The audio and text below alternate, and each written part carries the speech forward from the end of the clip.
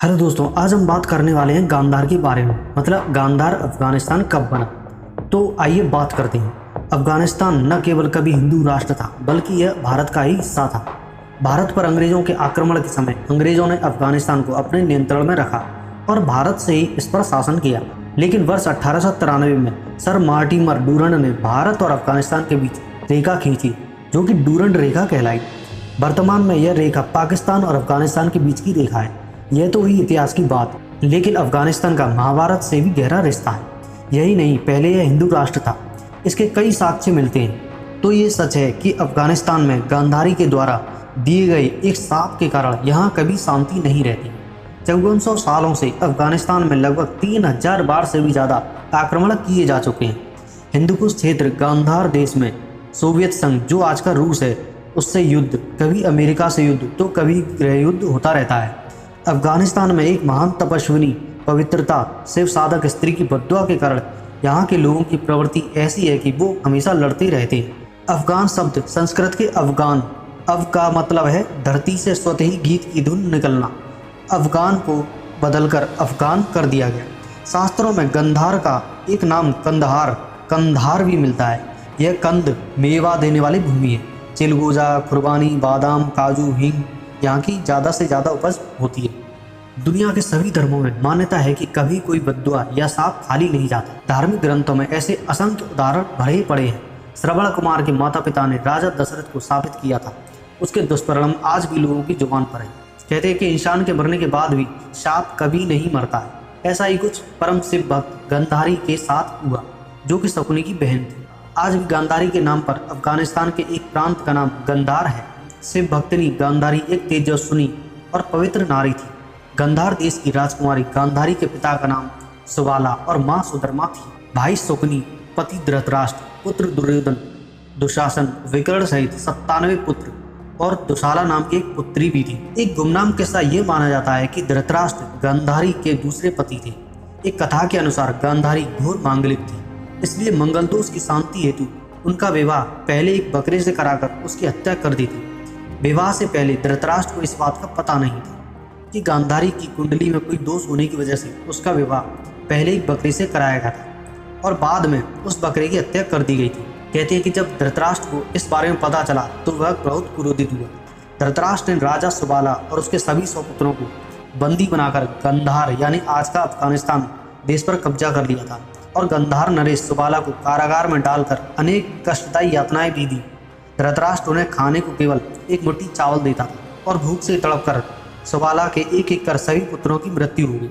लेकिन उसका सबसे छोटा पुत्र शकुनी अभी जीवित था। ऐसा इसलिए क्योंकि धृतराष्ट्र द्वारा दिया हुआ एक मुट्ठी चावल सुबाला अपने पुत्र शकुनी को खिला देता ताकि वह जिंदा रह सके और इस कष्ट का बदला ले सके। राजा सुबाला ने मरते वक्त अपने पुत्र शकुनी को कहा कि वह मेरी रीढ़ की हड्डी के पासे बनवाकर अपने पास रखे।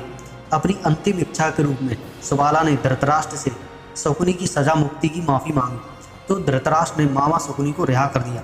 बाद में शकुनी ने धीरे धीरे कौरवों और पांडवों के बीच दरार पैदा की और इस तरह उनके बीच पासे खेलने की लत लगा दी थी।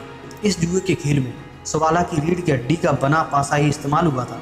कहा जाता है कि ये पासे शकुनी के कहे अनुसार ही चलते थे। श्रीमद् भागवत में अफगानिस्तान का नाम गंधार देश के नाम से उल्लिखित है।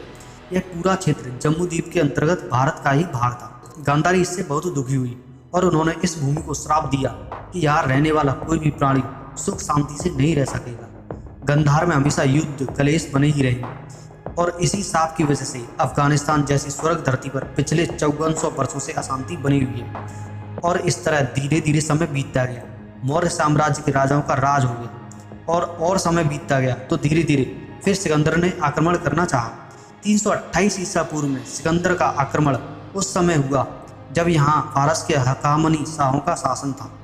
कहा जाता है कि सिकंदर अफगानिस्तान को जीतने के लिए संघर्ष कर रहा था, तो उसकी माँ ने एक चिट्ठी भेजी जिसमें लिखा था कि तुम दुनिया को जीतने वाले सिकंदर इस छोटे से अफगानिस्तान को क्यों नहीं जीत पा रहे हो। सिकंदर ने चिट्ठी का जवाब देते समय उसके साथ अफगानिस्तान की मिट्टी भी भेजी। मिस्र से 200 किलोमीटर दूर सिकंदर की जन्मभूमि अलेक्जेंड्रिया शहर में जैसे ही पत्र के साथ मिट्टी पहुंची, वहां पर झगड़े शुरू हो गए।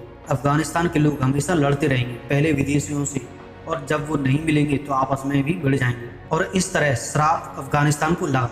अफगानिस्तान पर सिख साम्राज्य के प्रतापी राजा दिलीप सिंह का कई वर्षों तक अधिकार रहा। कभी महाराणा रणजीत सिंह भी यहाँ के अधिपति थे।